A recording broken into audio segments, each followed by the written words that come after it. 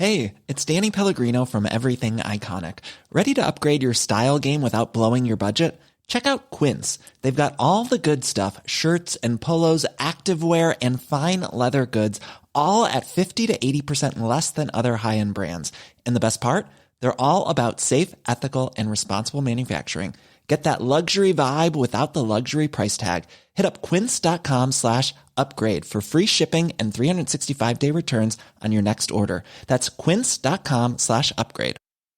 I'm Sandra, and I'm just the professional your small business was looking for. But you didn't hire me because you didn't use LinkedIn Jobs. LinkedIn has professionals you can't find anywhere else, including those who aren't actively looking for a new job, but might be open to the perfect role, like me. In a given month, over 70% of LinkedIn users don't visit other leading job sites. So if you're not looking on LinkedIn, you'll miss out on great candidates like Sandra. Start hiring professionals like a professional. Post your free job on linkedin.com/spoken today. Since 2013, Bombas has donated over 100 million socks, underwear, and T-shirts to those facing homelessness. If we counted those on air, this ad would last over 1,157 days. But if we counted the time it takes to make a donation possible, it would take just a few clicks. Because every time you make a purchase, Bombas donates an item to someone who needs it. Go to bombas.com/ACAST and use code ACAST for 20% off your first purchase. That's bombas.com/ACAST, code ACAST.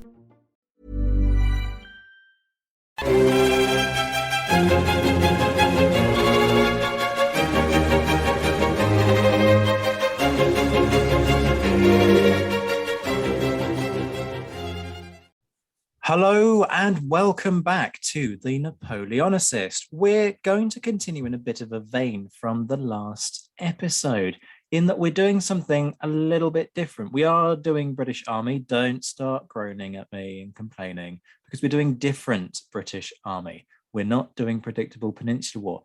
The reason being, we're going to look at the British Army in Flanders from 1793 to 1795, but not in the traditional campaign sense that may follow in a later episode. I am joined by Robin Thomas, who has a PhD in archaeology from the University of Southampton. Big up the fellow Southamptonian. He's contributed to the Oxford Dictionary of National Biography and has published on the Flanders campaign in journals, has produced an edited collection of letters relating to Daniel George Robinson for the Army Record Society, and crucially, in relation to today's episode, is author of No Want of Courage, the British Army in Flanders, 1793 to 95. Robin, great to see you. It's been a little while since we've actually met up face to face, such as the nature of pandemics. How are you doing? Good to see you. Very well, thank you, Zach. Very well indeed. And thank you so much for inviting me on your show. I know you've had a long list of very distinguished guests, and so I'm really honoured to be joining. You're just continuing in that tradition, is what I'll say to that one. Because I was quite keen to have this one. I'm going to go out on a limb here, but it's not really much of a limb, and say this is an important study. It's not just a campaign study, which is the first thing I want to emphasize to people. This is a study of armies and how they work in the early part, well, the British Army and how it works in the early parts of the French Revolutionary and Napoleonic Wars. Now, for one thing, I am hugely guilty on this podcast of neglecting anything that happens before about 1805. So it was really important to start dragging myself, kicking and screaming, into the French Revolutionary Wars and that period more generally. But this strikes me as being on a par with George Ward's book. And some folks, this might not immediately mean anything, but George Ward produced a book called Wellington's Headquarters, which is a genuinely really important study on how the army works day to day. This feels like an equivalent, but kind of working out what the situation was before a whole series of reforms that led to the situation that existed in the Peninsular War. So this is going to be kind of really interesting, and I think it's a really key study.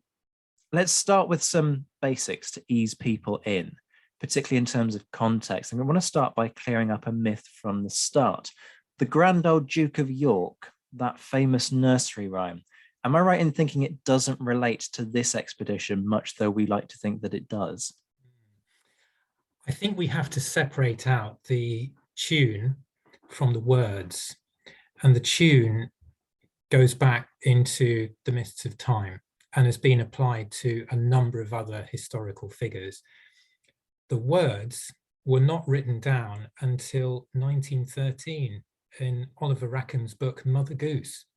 So we can speculate about the origins of this, and it probably would need a cultural historian or whatever to do that. But we apply it to this campaign, but I think that's slightly questionable. Okay, another one to kind of ease people in, because we do need to sort of cover the context.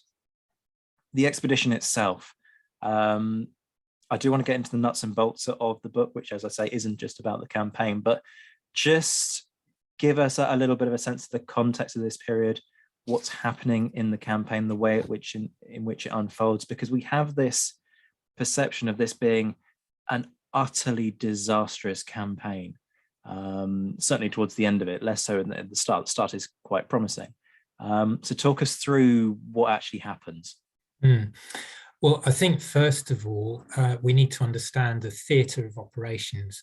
And in those days, we're talking about the United Provinces of the Netherlands, and to the south, the Austrian Netherlands, essentially modern day Belgium. And as the name suggests, it's part of the Austrian Empire. So hence the involvement of Austria in this war on the northern border of France. But we have to also realize that Austria has been trying to jettison this province and undertake what was termed the Bavarian exchange. In other words, exchange the electorate of Bavaria for the Austrian Netherlands. But by the time the war breaks out in 1792, that has not been affected. So that is what drags Austria into this. Why is Britain involved? Basically, because of something called the Triple Alliance, which was signed between Prussia, the United Provinces, and Britain in 1788. The British supported the House of Orange and maintaining the position of the stadtholder with the House of Orange, and the hereditary prince's consort is a Prussian princess, Princess Wilhelmina. There's been a big division in Dutch politics, basically, between the Orangists and the Patriots, and the French are notionally supporting the Patriots. So as a result of this treaty, this triple alliance between between Prussia, Britain, and the United Netherlands, that drags Britain into the war to defend its interests with the navigation of the Scheldt and the territorial integrity of the United Provinces. So that's why Britain is involved. In terms of what actually transpires during the campaign, the best way to describe this is a race against the clock for both sides.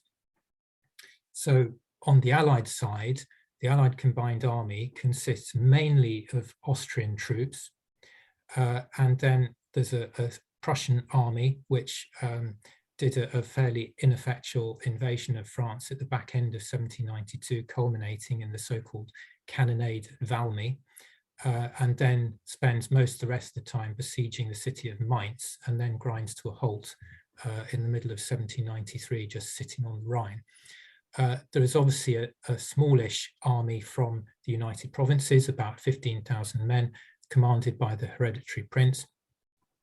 And then Britain sends over an expeditionary force, which is small. You're only looking at about 8,000 men, gradually building up during the course of 1793. More come over in 1794. But because Britain is historically weak militarily, during the 18th century, they hire a lot of German auxiliaries.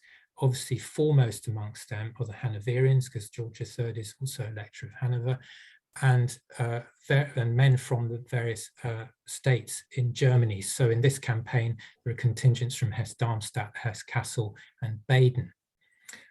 So the race against time is for this Allied army to try and penetrate the double fortress barrier on the northern border of France. These are Vauban constructed or improved fortresses in a double line before the French are able to recruit, train, and assimilate the the new men that they're raising in 1793, and to push the Allies away. So who is going to win this race?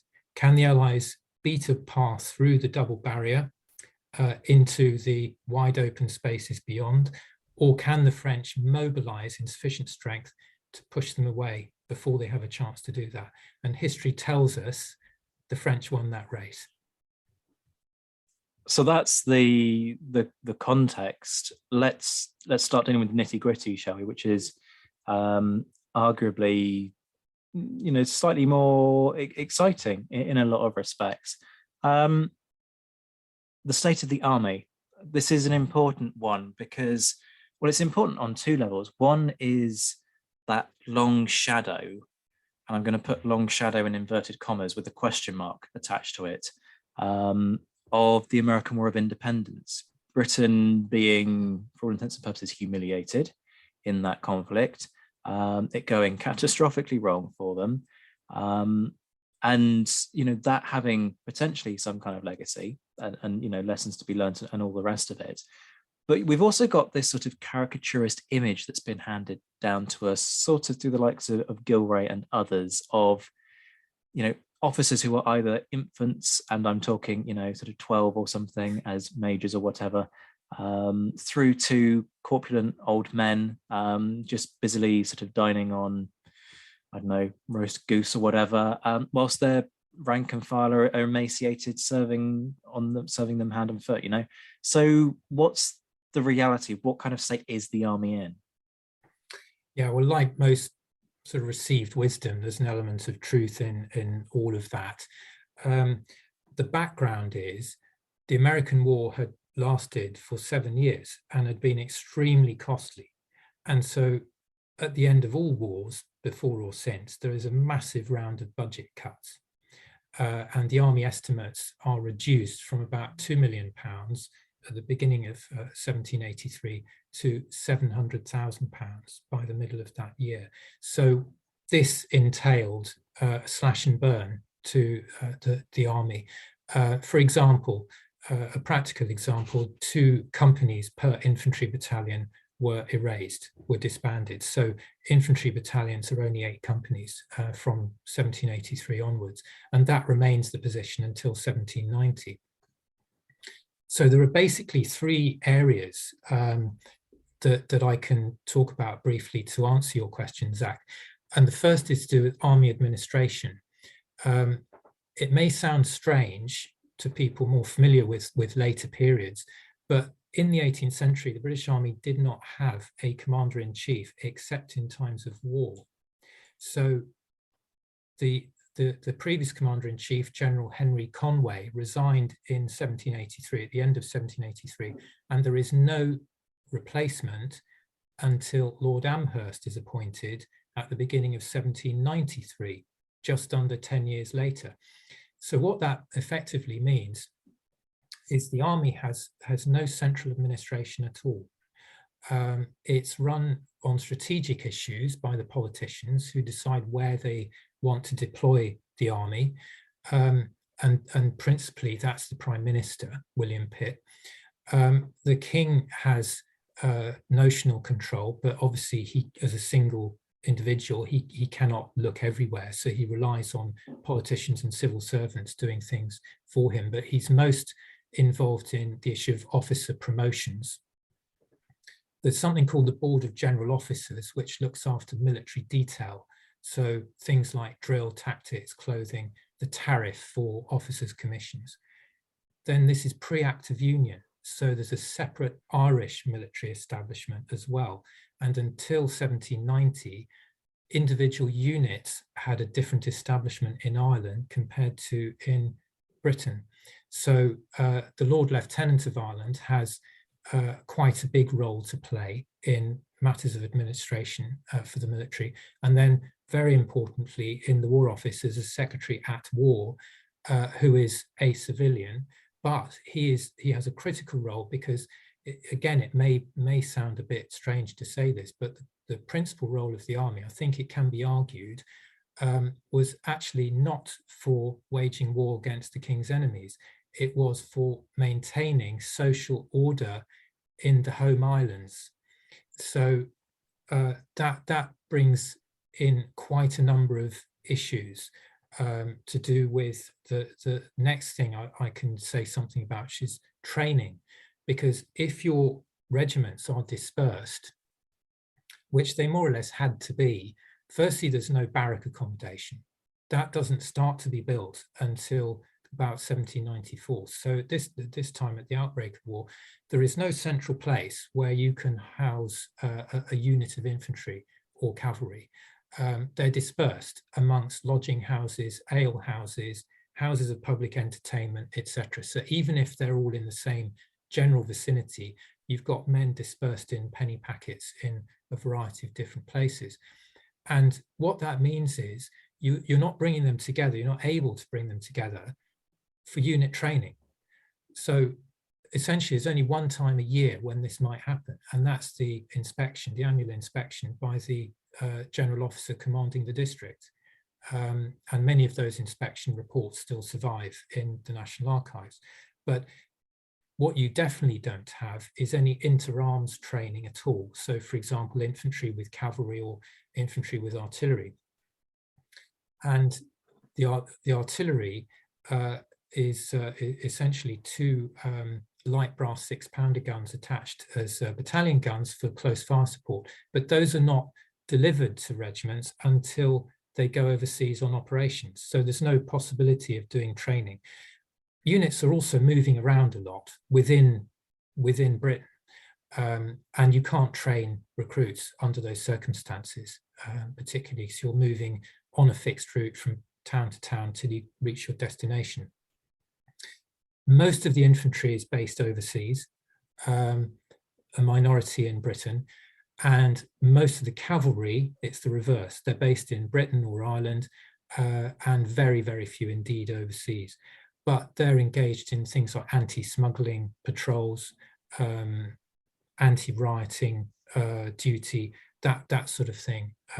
So training is a problem. And even within that, you can say a lot of soldiers are engaged in, let's say, unmilitary type activities. So, for example, public works projects, repairing or constructing fixed defences around the coast, and certainly in the Guards Brigade and in line infantry, depending on the attitude of the CO, they could be engaged in private trade as well. So they may not even be with other soldiers of the same unit. I mean, the Guards had a category of other rank called outliers, and outliers weren't even paid as soldiers. They were engaged in private business, and their only connection with the regiment, with one of the Guards battalions, was to be hauled back on a Sunday for a bit of drill and marched off to church parade, and then released for the next week to go back to whatever they were doing to earn money. A lot of soldiers are engaged in things like harvesting. In the capital, they're engaged in things like opera house guards. If you wanted a bit of music at your wedding, you could hire, some soldiers with drums and fifes to play you out as you walk down the aisle. So there's a lot of this type of thing going on, and a big issue why it's because soldier poverty. The soldiers' pay had not been changed for a very, very long time, and this brings me on to the third thing I will say is about recruitment. It's a problem. Because of that, it's very much regarded as a job of last resort if you can't gain employment anywhere else. And so, getting people to join the army is difficult. And a lot of the men who were recruited for the American War were done under a 3-year conscription scheme. So of course they've all gone, and you end up with massive depletion in terms of numbers in the regiments. And because the pay is not great, trying to get people to join is not easy. And for units that are based overseas, it's very, very difficult to get recruits in many of those colonies. For example, India or the West Indies or sparsely populated Canada, where can you find recruits to join the regiment? So what they're doing is to send recruiting parties back home, but every regiment is doing its own thing, and there's no central control until 1790, when inspector generals of recruitment are appointed. But until that point, every regiment is just left to look after itself, essentially.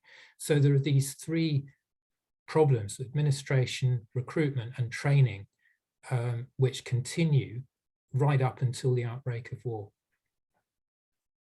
It just sounds like a horrific mess, to be frank. You start to wonder how it can even be classed as an army. It just sort of sounds like a vague collection of people who occasionally dress up in a uniform and might be shown how to handle a gun.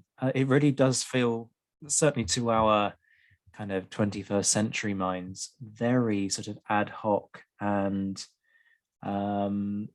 almost inept, quite frankly. Professionalism really isn't the watchword here.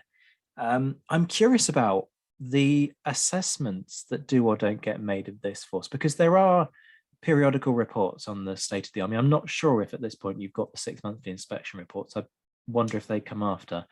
Robin is very kindly trying to prompt me by shaking his head and going, no, they come later, Zach. You should know this sort of stuff. He's right. I should. I don't. I'm a dunce. Moving swiftly on.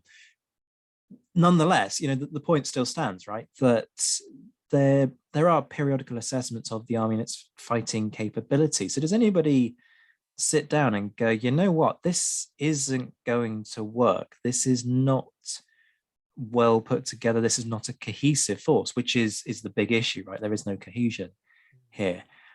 And equally, just kind of briefly, I'm curious about the international comparisons, because we often talk about how other nations have much bigger armies for a variety of reasons that you kind of touched on. Is there a sense that, the Prussian model, the French model, is meant to be better? Well, I mean, the Prussians, because of the 7 Years' War, are held up to be, masters of the battlefield. And you talked about, officer training, for example. Well, there is no formal training. Only the Board of Ordnance officers are given any training at Woolwich. The officers in the army, and I have to say here, the Board of Ordnance troops, the artillery and the engineers, are not part of the army. It may sound a bit shocking, but it's a Department of State. So the officers of the army have no military training at all. It's done on a voluntary basis, on an individual basis, according to how professionally competent you want to be as an individual. And that took the form of going to the continent, to say a military seminary, for example, in France. Look at the future Duke of Wellington at Angers, for example, or going to Prussia or Italy, somewhere on the continent, where you could learn about the military art. And so this also means that officers who want to be professionally competent have also to be linguists, because a lot of these military texts that they're having to read are not written in English. Some of the officers involved in this campaign have actually translated military texts, say from German to English, for example, for the wider community. But most of them will be written mainly in German or French, and a few in Italian. So if they didn't read that stuff, they couldn't educate themselves. So a lot of officers are actually taking leave to go traveling on the continent in order to for their own military education. And that's essentially, it is hand to mouth, but that's how it was done. There was nothing in Britain to fill that gap. And I think a lot of the reason for this, to have an army that was militarily strong, let's say, was regarded as being a threat to the order of society. And this goes right back to the 17th century, the English Civil Wars. Remember what Parliament did: chop the head off the king, and backed by the army. And then you have the rule of the major generals in the 50s, 1660s, with the militia used to support their power, and soldiers forcibly quartered on the population. Those things went very, very deep into the British psyche, very deep. And that does explain why there is a horror of a standing army, and why things are set up in such a way that there is a division of powers with different people involved in different aspects of army administration. So no one individual or no one body could assume control of the state or the head of state, for example. So yes, it does sound amateurish, Zach, but I think this is a lot of the reason, the background for it. Yeah, it is. Just to take us not even out of the 18th century here, but to take us all the way back to the 17th century, you're absolutely right. I would argue it's impossible to overstate the significance of the long shadow of the English Civil War on Britain's attitude towards armed forces well into really the 20th century, when you're looking at the mass conscription for World War One. There's this huge antipathy towards a large standing army. You see this with the Restoration in 1660, and the struggles that Charles II has financially, because Parliament won't give him large sums of money. Why? Because they don't want him to have a large standing army that he can then use to wipe away the authority of Parliament.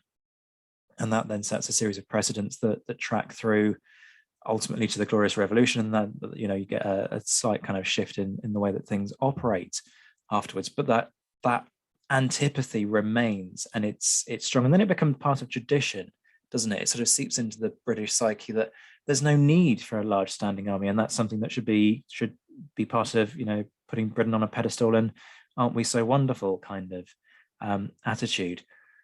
Let's take it back though to our period before I lose droves of listeners who don't want to know about the 17th century. They just want to hear about 1789 to 1815.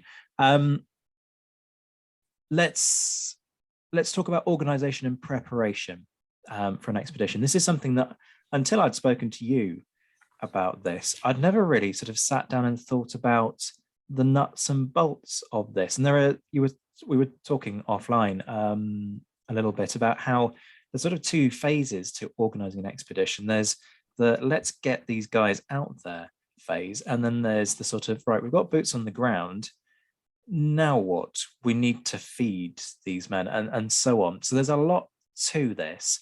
So give us a sense of logistically what you need to do to make an expedition like this happen. Yeah, I mean, looking at transport logistics, in the book, I spend quite a lot of time looking at transport logistics because, I mean, I know, again, it sounds silly to point it out because it seems so obvious, but it's horse-drawn armies here, and they pull wagons of various descriptions and what have you, and all of that has to be provided. But before I come on to that, you've got the seaborne logistics. You've physically got to get them off the island of Britain onto the continent, and that means you've got to go onto the shipping market and hire merchant vessels, suitably fitted out to act as troop transports. And so those are taken off the market basically by brokers and hired to the government. But the Board of Ordnance, being different as it usually is in most matters, they have their own transport office. And until the beginning of 1793, when that function is passed over to the Navy Board, who are then responsible for chartering ships to carry Board of Ordnance assets overseas. And then again in middle of 1794, that job goes to the Transport Board, another subsidiary board of the Admiralty. So that's essentially how seaborne assets, if you like, deep sea assets are acquired. They do acquire ships in 1794 in Holland, which are used for prisoners, French prisoners, and they're used as kind of floating barracks, if you like, or floating prisons for the French prisoners. Then you've got river transport as well, because the initial mission of the expeditionary force was for the defense of the United Provinces. And obviously, as we all know, there are some very big rivers in the United Provinces and a lot of canals. And so how to move your expeditionary force around the theatre of operations, of course, you will do it by water, won't you? So you're not going to send rivercraft over from Britain, you're going to acquire them locally. And in 1793, that means hiring them by contract from suppliers. And obviously this is happening at the same time as the Dutch are doing the same thing, the Austrians, and all your German auxiliaries have to be shifted around the theatre of operations as well. So there's a market for these kind of assets. And it's like renting a house. When you pay the money, you've got very little to show for it at the end of the contract. So in 1794, there's a very big revamp of the entire transportation system, and contracts are let for the construction of 80 what are called billanders, which are sort of rivercraft, Dutch rivercraft, and another 40 river barges. So in other words, the attitude has gone from let's rent them from contractors to let's own them ourselves, because then we have control over these things and the people operating them. They're not reporting to someone else, they're reporting to us. And they did the same thing with land transport as well. So wagons and horses and things are not sent over from Britain, because you can imagine the shipping capacity that would be required to do that would be ridiculous. So the vision was that all of these transportation assets would be acquired locally. So just to give some idea of numbers, wagons, I found quite a nice return in the National Archives listing the number of wagons held by the Commissariat Department. This is just one department of headquarters. They were operating at the end of 1793, 159 wagons, and another 220 were contracted. So that's just one headquarters department. That does not count the requirements of the other headquarters departments or the individual units. So it gives us sort of idea of numbers. Horses, they were running about 8,200 horses by the end of 1794. Now that included cavalry horses as well, but there were another sort of 1,800 horses, what they call wanting to complete. In other words, ones that they should have at full establishment but didn't. So at the beginning of the 1794 campaign, the Commissariat is desperately trying to buy 1,000 horses. Now this is not for the cavalry, this is just for transportation. So this gives a kind of handle on the scale of the issue. To bring it down to brass tacks, I can run through some numbers for the reserve ammunition. Okay, this is not. Go for it. I mean, admittedly, this isn't sort of something that you'd necessarily, if I told people at the start of this episode, we're going to get, kind of into the details of reserve ammunition, but these things, it's in this detail. So folks, don't you dare switch off at this point. I say that as if I have some power over my listeners, who quite frankly would probably just turn off just to spite me for having said that. But it's in these nitty gritty little details that you start to unlock a lot of the important discoveries. So I'm absolutely up for this. I'm hoping you're going to tell me that you've got a spreadsheet on all of this as well, because I'm absolutely a spreadsheet nerd. I love spreadsheets, Zach. I spend most of my life on the spreadsheet. But anyway, that's another story. Kindred spirits. Anyway, back to reserve ammunition. I'll tell you just very quickly, why is this stuff important? For anyone that may be out there doubting what the relevance of this is, if you're a military commander, one of the things you have to worry about is what the enemy is doing. But most of the rest of what you have to worry about, what is the state and condition of your army? How are you going to move it from A to B? How much food have you got to feed it, and where is that located? And how are you going to get it from the magazines to the front line? And what transportation assets you're going to need to do all of that? Much though I don't like drawing modern day comparisons, if anybody's questioning why on earth logistics matter in war, take a look at what happened to the Russian army over the past couple of months in Ukraine. Logistics breakdowns, logistic failures, and then the campaign goes to hell. So this is how an army really operates. This is how an army actually gets to a battlefield in a state that it can fight. So much though I tend not to draw kind of comparisons, there's your proof that this stuff really does matter. But yeah, we were talking about reserve ammunition, yes. weren't we? So I've said my little hobby horse thing about logistics. So let's just talk a bit about reserve ammunition. Obviously, you can get your infantryman facing off against his French opposite number, but if he hasn't got anything to shoot off, that's going to be kind of tricky.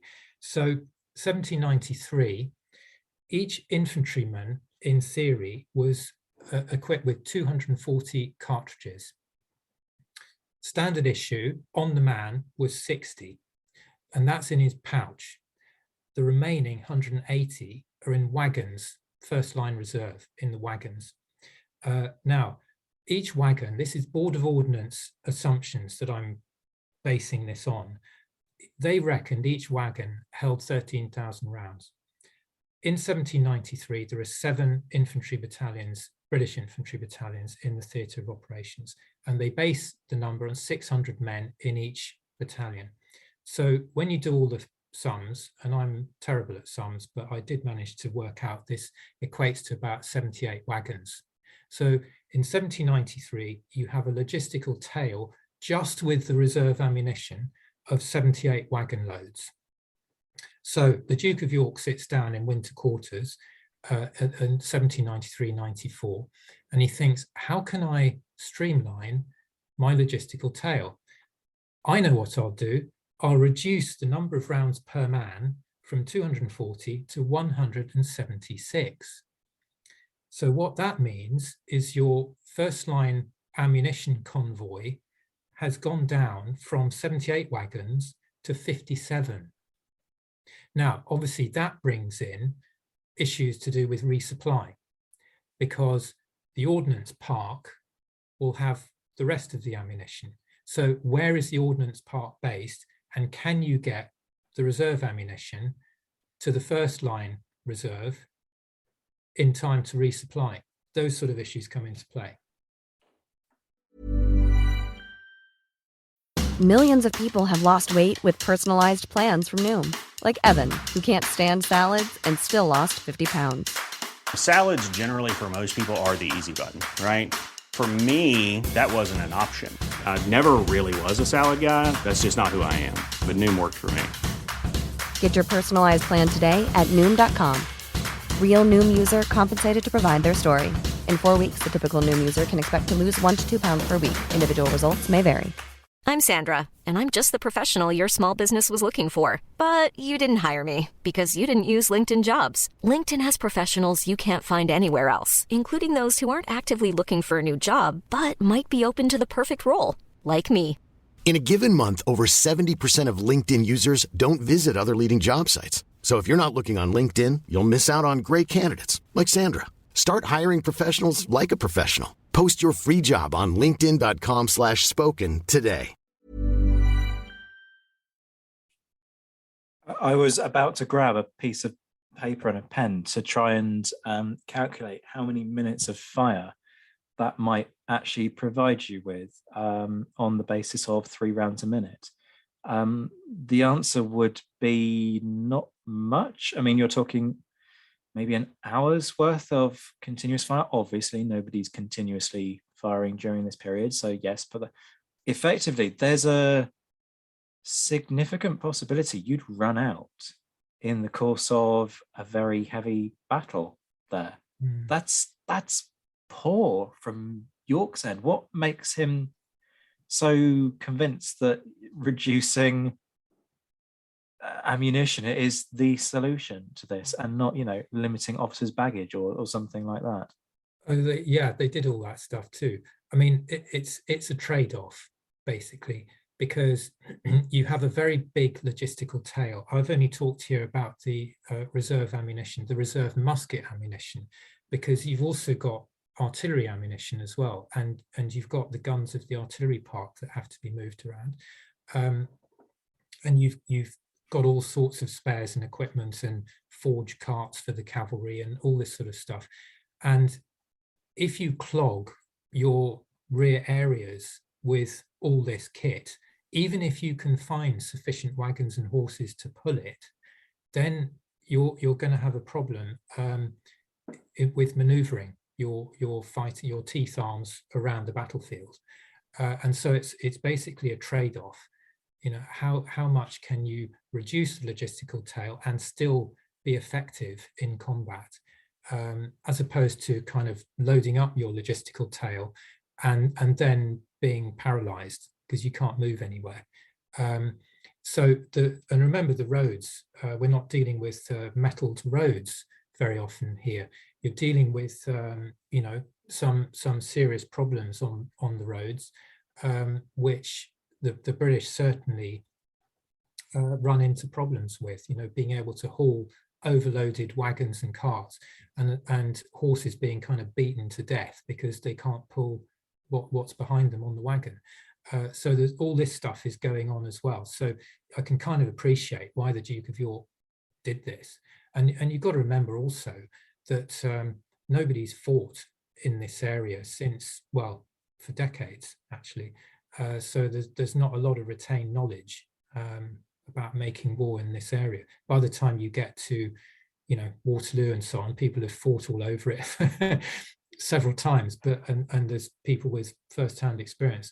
At this time, there's a lot of people with experience in America, but not really in fighting in Europe. One or two of the older officers have. So they're kind of feeling their way a bit, but there's a definite push to try and streamline and rationalize transport at the beginning of 1794 in an attempt to reduce the drag on the teeth arms.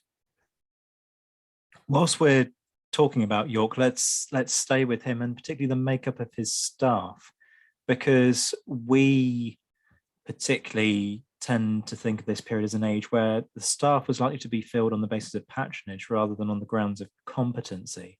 Is that the case here, or is that a little bit too much of a caricaturist kind of sketch to draw of these staffs?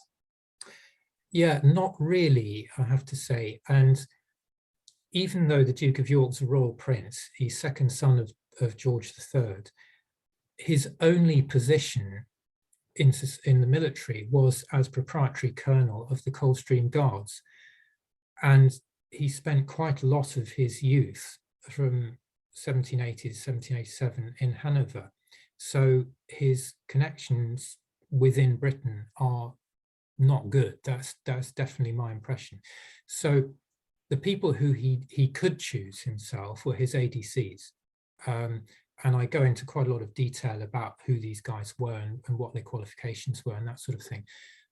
Essentially, he starts off as a lieutenant general at the beginning of 1793. He goes to the United Provinces as a lieutenant general, and he's promoted to general 12th of April, 1793. Now, why is that relevant? Because the number of ADCs is dependent on your rank.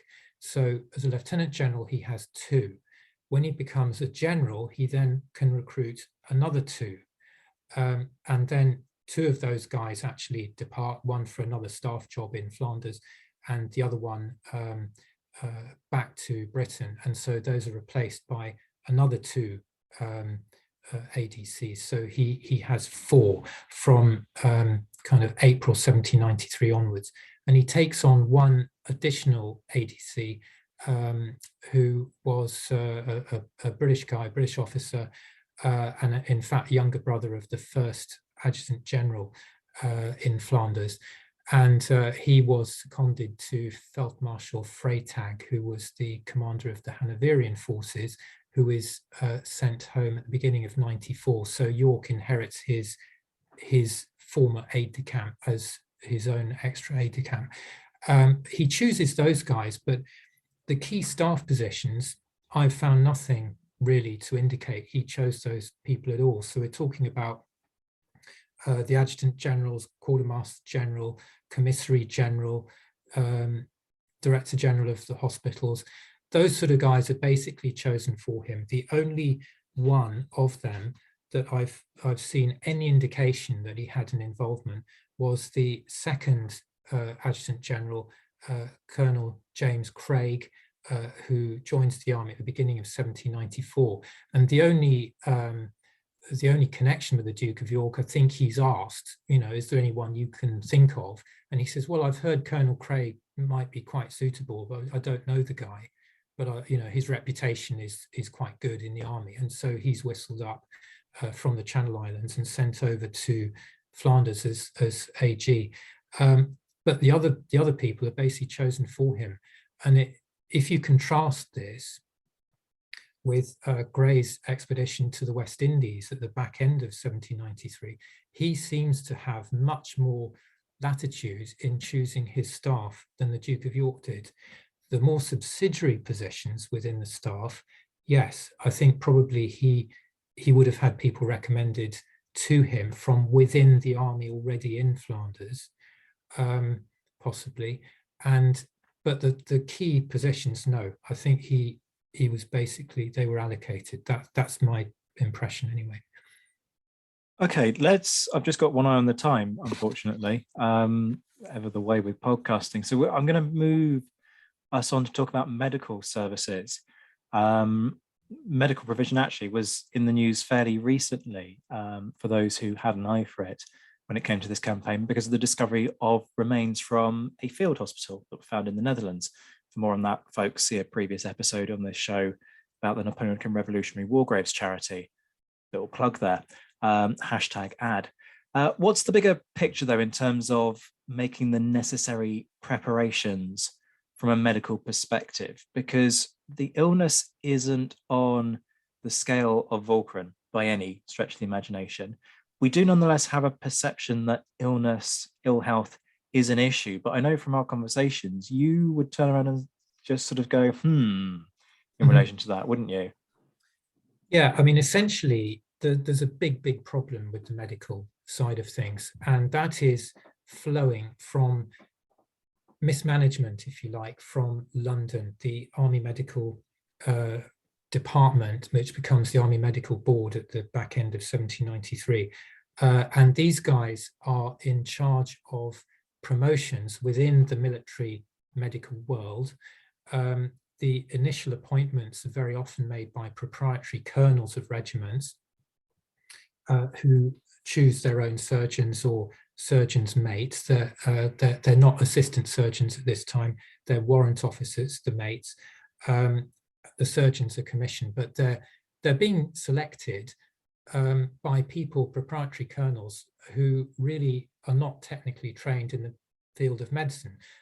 So again, it could be connections, and even if they were sent to Surgeons' Hall for an examination, this was notoriously superficial and could just be like a 15-minute Q&A, like an oral viva, an oral exam. Now, the problem with the medical staff, and that is people who inhabit the general hospitals, anything away from the regimental level, those appointments were made from London. And there's a lot of personnel change in London. It starts off with 3 guys, one of whom dies in October 1793, who has been doing everything. The other guy who works with him is basically incapable medically, and he dies in January 1794. So you've then got a new set of people, and they have a different policy as how appointments should be made. And they want people who are academically trained. So, for example, the physicians that they appoint all have an MD degree. No military experience, because I analysed all these guys and how much military experience they'd got. There were 6 physicians. They ran the general hospitals. None of them had any previous military experience. So the sort of illnesses that soldiers would have been subject to, gunshot wounds and all that sort of thing, they would have had no experience how to deal with that. Then you have the surgeons who've more or less worked their way up from the regimental level, and they have bags of military experience, but most of them do not have academic qualifications. And they get very exercised about the fact that their lords and masters, the physicians, know very, very little about military medicine. And that means they become quite demotivated. The lower ranked positions, the deputy purveyors, the apothecaries and so forth, most of them do have military experience, but it's just the general hospitals are administered by the physicians who do not. And they don't take kindly to being told where they're going wrong. So there's a lot of infighting, there's a lot of internal politics, there's a lot of resentment, and at a regimental level, there's a lot of demotivation as well, because they see that the way the promotion system has been changed is working to their disadvantage, and where they might have expected to progress up the ladder, they're now that is much less certain for them. And so a lot of neglect, a lot of partially trained hospital mates coming over. I wasn't able to, because the records don't exist for most of the hospital mates about their career paths, but the ones that I did find records for, about 60% had some previous military experience. So if you kind of assume the rest of them were the same. But yeah, there's a lot of maladministration in the general hospitals, coupled with the fact in 1793, the sick and wounded are by and large kept with the regiments. And so the regiments are carrying them around as they move around the theatre of operations. Now that's fine if you're besieging fortresses one after the other and you're fairly static, but in 1794, it's much more a war of movement.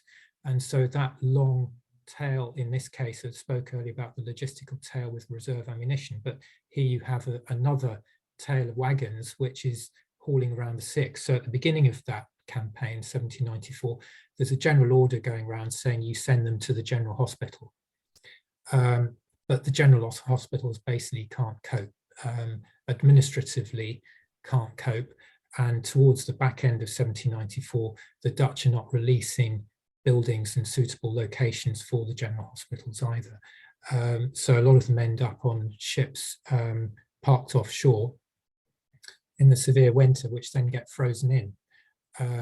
And so how do you get the sick off in order to be taken along with the rest of the army as it withdraws towards Bremen, where they eventually embark in 1795.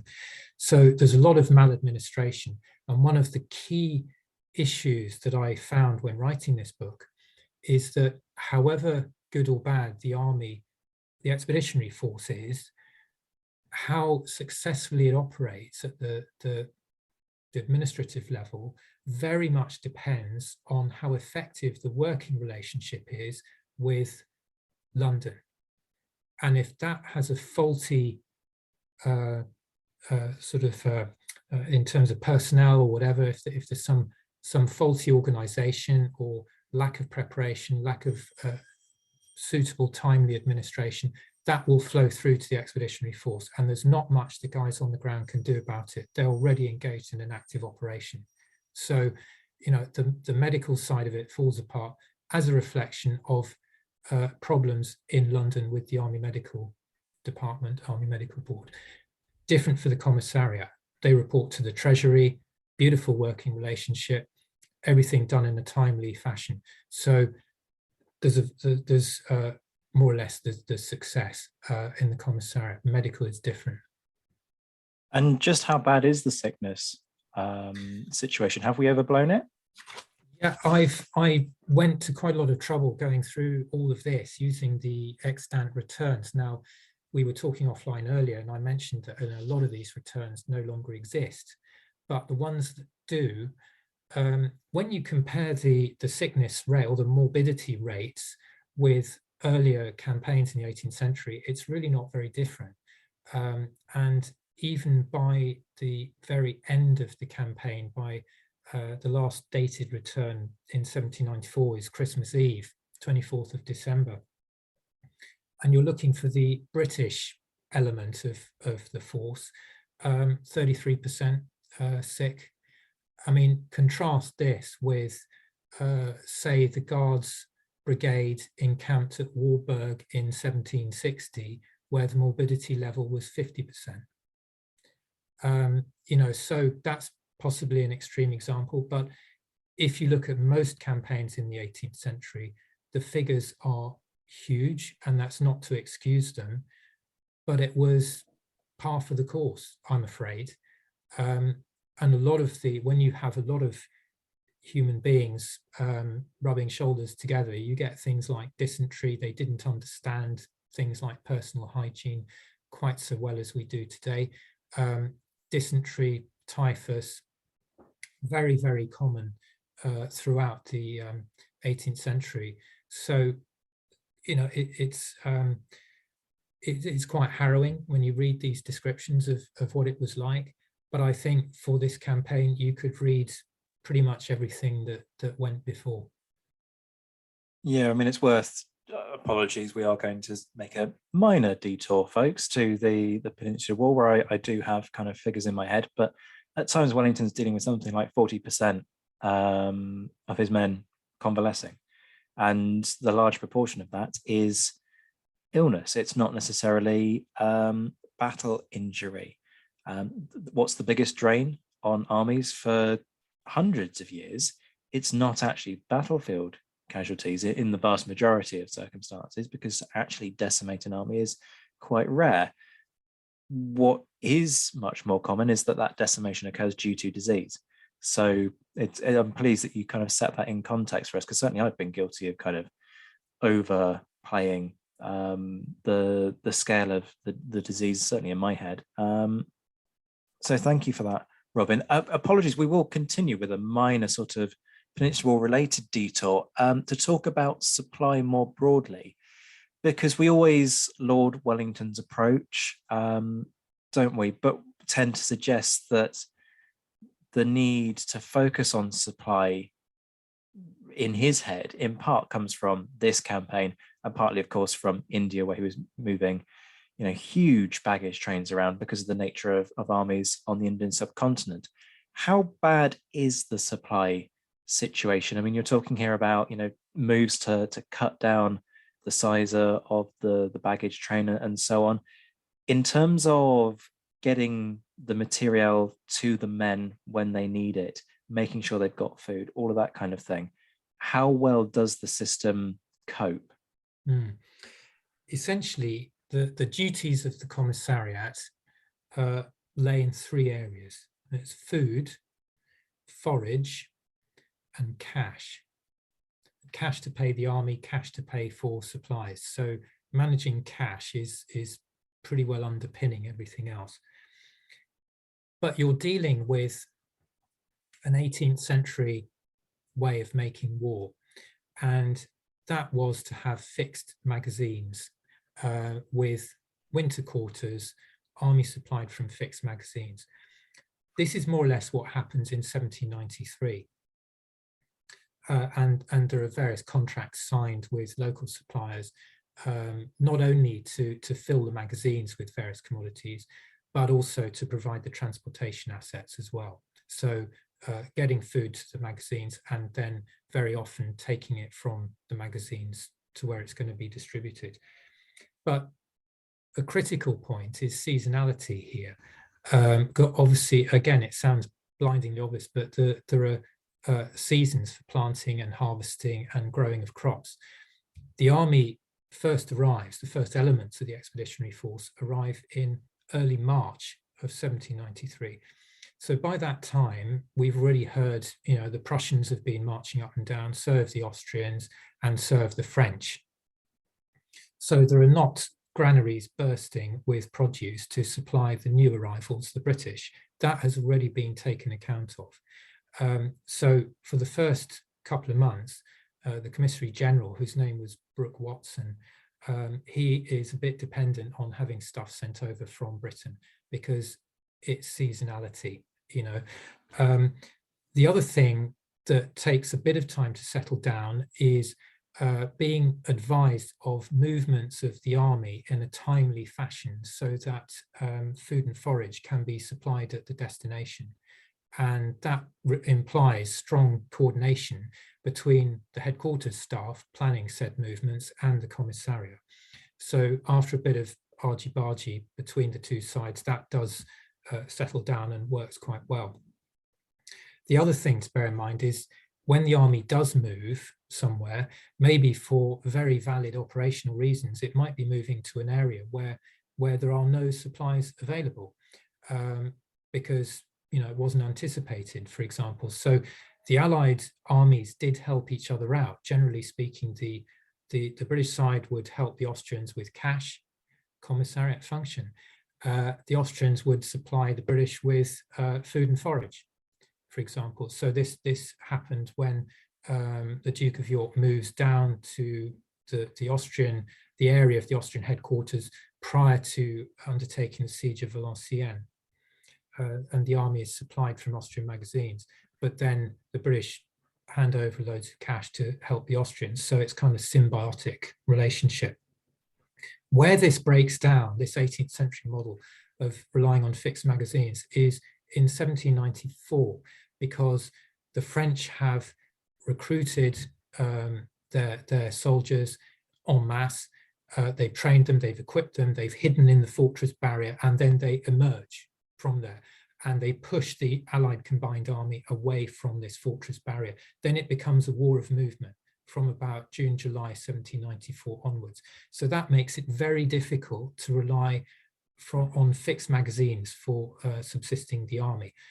And then you're moving back through into the United Provinces, where there have not been magazines put together waiting for you. And remember, this all comes down to forming contracts with suppliers, going into the market, buying the assets that you need, whether it's forage or different types of grain for man or beast, and meat and that sort of thing.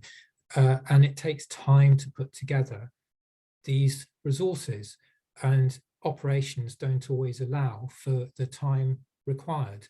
So that is when you start having a problem. And there are various calculations that Brooke Watson as Commissary General does.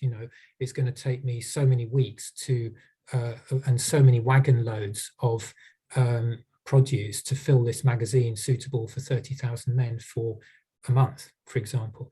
And under the sort of operational pressures the army is under at the back end of 1794, those things are just not possible.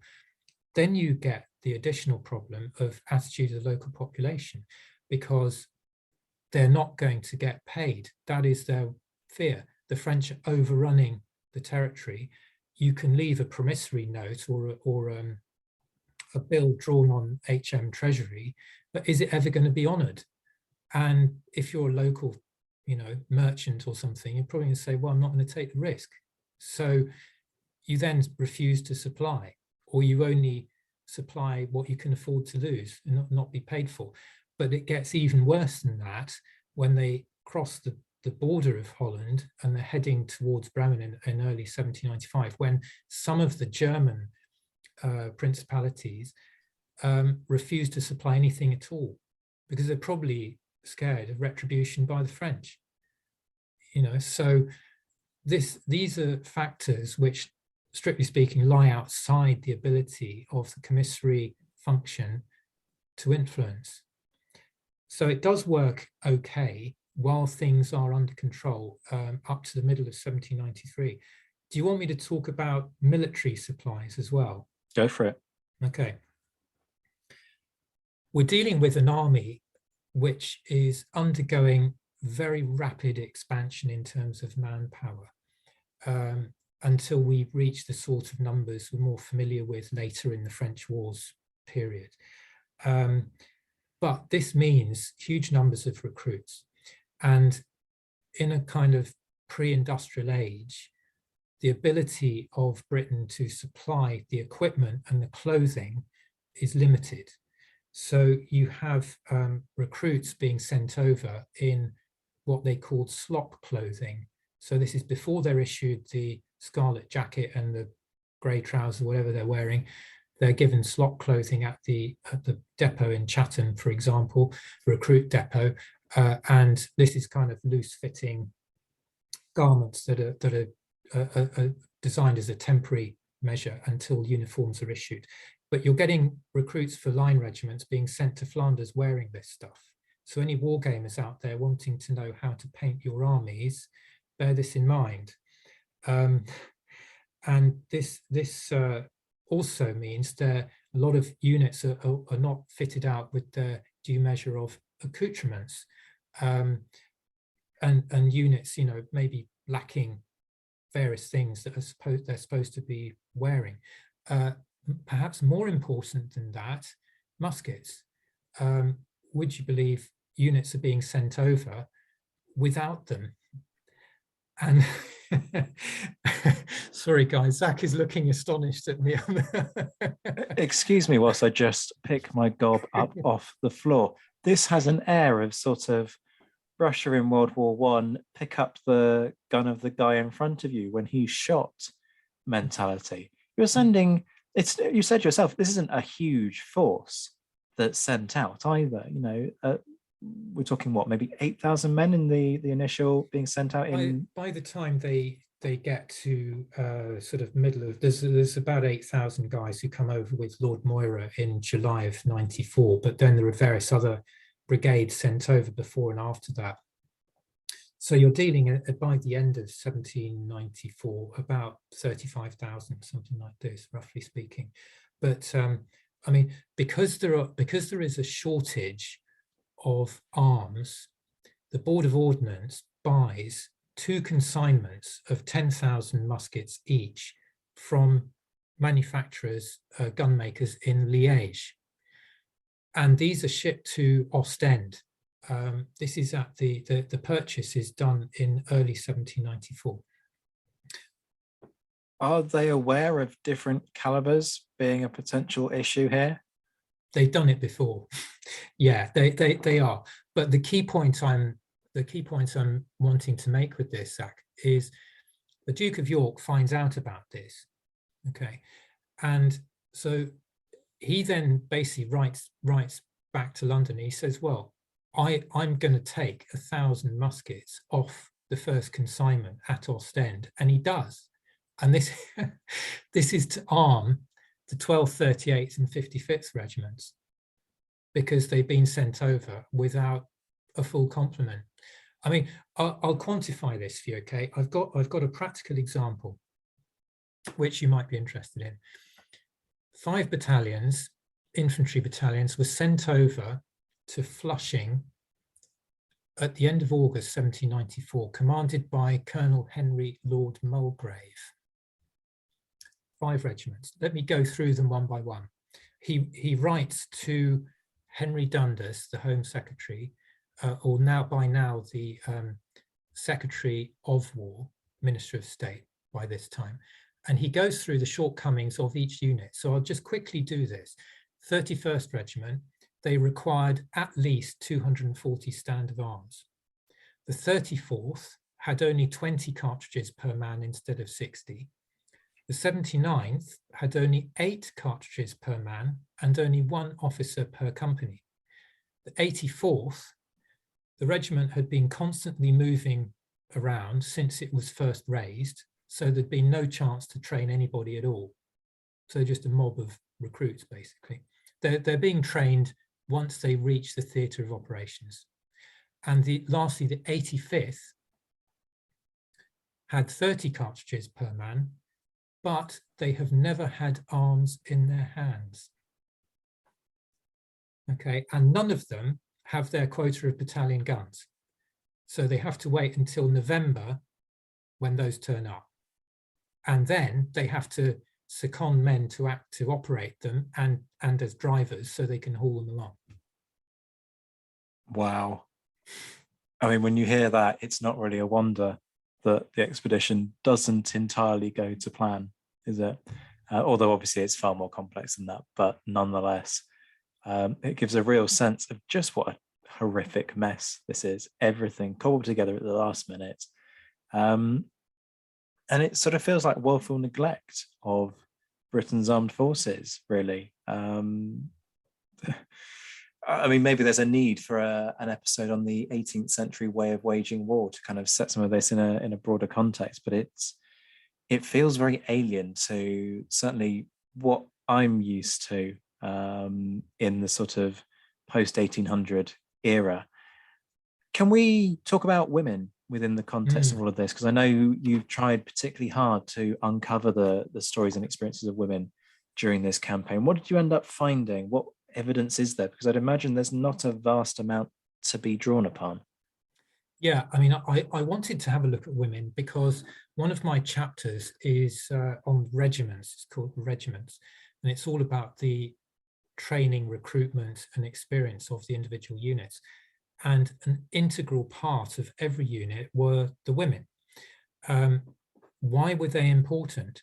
Because in terms of numbers, I was able to quantify the numbers by looking at embarkation returns. By the end of 1793, you've got, roughly speaking, about 800 women officially on the strength with the expeditionary force. But because there's a big influx of units in 1794, this goes up to about 2,100. Now, this is just with the infantry and the cavalry. I wasn't able to find figures for the Board of Ordnance, but so that might add another few dozen or 100, something like that. But this, imagine 1794, over 2,000 women, 2,000, right? They've got to be subsisted because they're all entitled to a ration. And they're subject to military discipline as well. So they've got to be administered by the army. And that includes things like warm clothing provision in the winter. That means transportation back to Britain for wives of husbands who've been killed. And they have the option to have a free passage back to England. You've also got children, because most of the women will have children. And on the base of the embarkation returns, from what I could tell, the number of children were about 50% of the number of women. So if you have over 2,000 women in 1794 with the army, you may well have about 1,000 children. Now, as Zach says, this is being able to quantify this actually quite difficult. And the reason is, I mentioned they're on the strength. It's not strictly true because the official records, things like muster books and what have you, do not record them. So we're only looking at how much space they take up on transports, and and ships are chartered off the market accordingly. But that's why I think they're quite important. It's the sheer numbers. We've been talking quite a lot about commissariat issues and logistical tail and all this sort of thing. Well, you've also got several thousand women and children who you're also having to feed and transport around the battlefield or around the landscape somehow. What did they do? Essentially, the military authorities at home throughout the 18th century, and no doubt, for the whole period of the French wars as well, had a bit of a sort of equivocal view of women. And what they were mainly concerned with was two issues. One was financial, because I mentioned they were subsisted by the army, and that cost money. And what they didn't want also was the poorly paid soldier having to flog his equipment in order to be able to afford to have a wife. And so it was quite strictly controlled who could marry. And because you've got this public liability, the women financial liability, the women more or less had to work to earn their keep. And that was part of a kind of social contract between the women as a group and the army, that yes, we will tolerate you, but only if you fulfill your side of the bargain, which is earn your keep. And what they didn't want was women to corrupt the men, because the men were paid by the state. And so they didn't want women giving the men infectious diseases, for example, women of loose morals. And they didn't want women to sell alcohol to the men. And so they're kind of drunk and incapable of doing their duty. So basically what they did on campaign was nurses in the hospitals, cooks, laundresses, obviously in the regimental context, I'm sure they had a role with foraging as well. And if they transgress this social contract, we'll look after you as long as you offer your labor. The measures in the general orders, as written, are quite strict. They could be flogged. But I never saw a single case when that actually happened. It was a kind of implied threat that it could happen. And really the measures taken where they were cast off from the army. So in other words, on the continent, no money to get home again, back to Britain. That was generally what would happen to women who transgressed. Yeah, I have 2 women in my court-martial database. Neither are actually found guilty and punished. There is this, I mean, certainly the provost technically had the facility to punish women as well as men if they caught on the spot. Finding records for the provost is a whole other issue. But yes, my experience is much the same, that it's certainly an implied threat. Good to know that the army was willing to give widows the option to be transported back. Shame they weren't sort of quite as nice to the women who joined the army over the course of the Peninsula War, but that's a rant that I've made many times on this show, so we will move on. This has been great, Robin, but I want to wrap this up by talking about legacies, if we may. The obvious point that gets made here is the Duke of York ends up being commander-in-chief and being galvanized into action by the failures of this campaign. And that's very much the line of Richard Glover's book, not to be confused with Gareth Glover, folks, completely different people, many years apart. Gareth is not that old, because Richard Glover was writing in, I want to say the 60s, but he wrote a book called Peninsula Preparation, which is effectively about this and the long shadow of the Flanders expedition. How much of those changes in reality would you say were underway at the time of the Flanders expedition, and how much are a result of lessons learned? Well, you could argue actually that changes had started taking place from 1790 at the time of the mobilization, what was termed the Spanish armament, the Nootka Sound crisis, when the British Army was mobilized with the due to the possibility of going to war with Spain. And so things like opening recruitment in Ireland for units based outside of Ireland was changed then. The 2 companies per battalion that were axed in 1783 were reinstated in 1790. And the practice of recruiting using independent companies was resurrected then as well, which proved pretty successful in 1793-94. The problem then was the recruits were sent over before they'd been trained.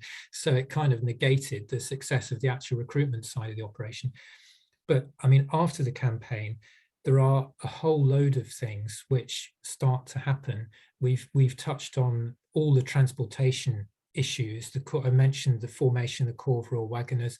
Yes, it's disbanded in 1795. However, it sets a precedent for similar operations later. Instead of relying on hired civilian personnel and wagons for your army transportation, it's taken in-house, to use a sort of modern commercial term. And the Ordnance is doing the same thing, because they form something called the Corps of Captains, Commissaries and Drivers from September 1794. At the beginning of that year, they're also replacing a lot of the civilian drivers attached to the artillery companies with military personnel. But that doesn't happen to a great enough extent to make a change during the campaign itself. So things are happening, transportation. A key thing, which again, I'm sure people might be interested to know this because it reflects on operations, to do with army officer promotions. We all know when the Duke of York becomes commander-in-chief, it's one of the first things he looks at. And then the regulations are brought in that you have to be minimum age 16 for your first commission. Subalterns must serve for at least 2 years before promotion to captain, and all officers have to have 6 years in the army before promotion to major. But at the time of this campaign, none of that exists. It's all in the future. So what did it actually mean for the regiments in Flanders? Well, by the end of 1794, there's 22 line infantry battalions in the theatre of operations. There are 6 battalions commanded by lieutenant colonels aged between 19 and 26, with none of them with any previous service experience, active service experience in a theatre of war. So the one that, in my view, takes the biscuit is the Lieutenant Colonel Lord Craven of the 3rd Regiment, the Buffs.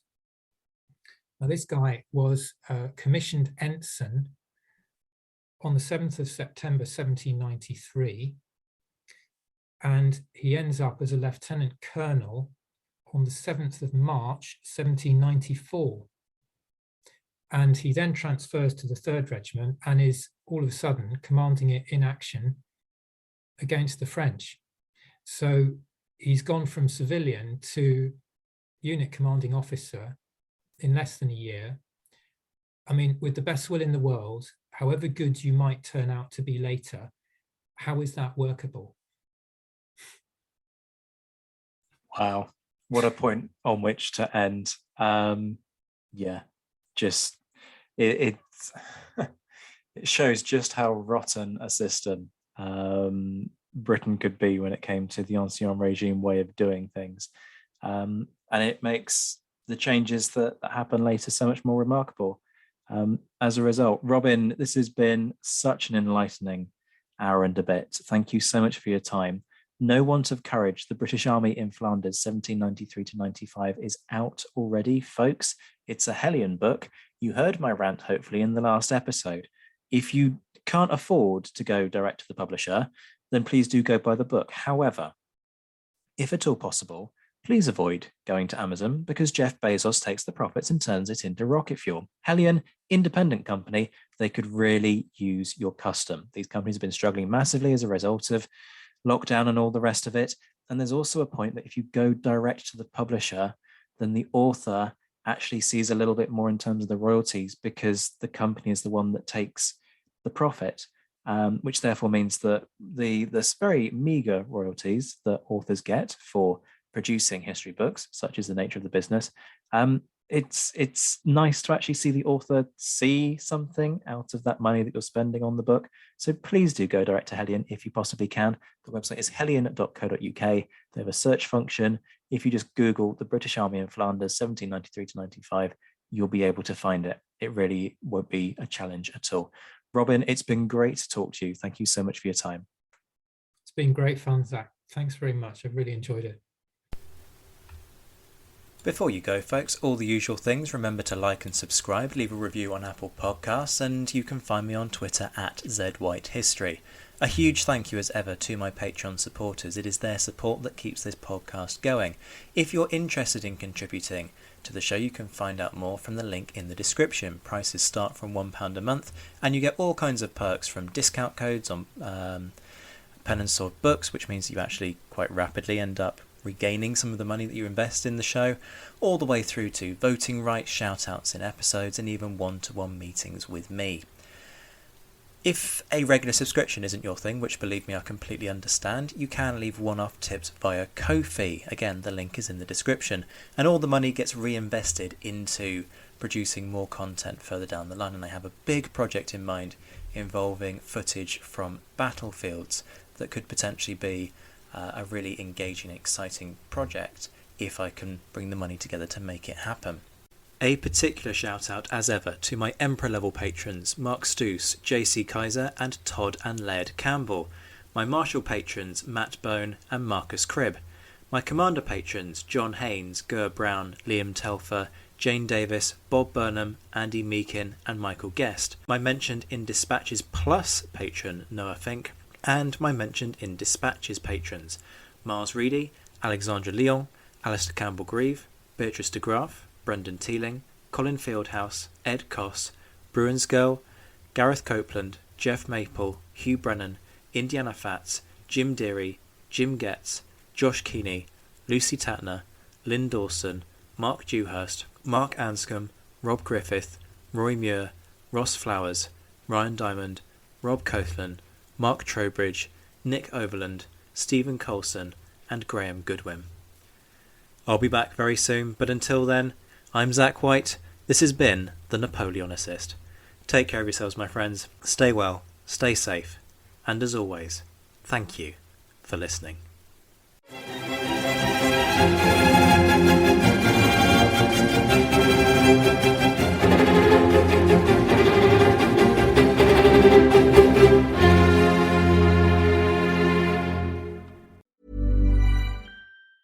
Hey, it's Danny Pellegrino from Everything Iconic. Ready to upgrade your style game without blowing your budget? Check out Quince. They've got all the good stuff, shirts and polos, activewear, and fine leather goods, all at 50 to 80% less than other high-end brands. And the best part? They're all about safe, ethical, and responsible manufacturing. Get that luxury vibe without the luxury price tag. Hit up quince.com/upgrade for free shipping and 365-day returns on your next order. That's quince.com/upgrade.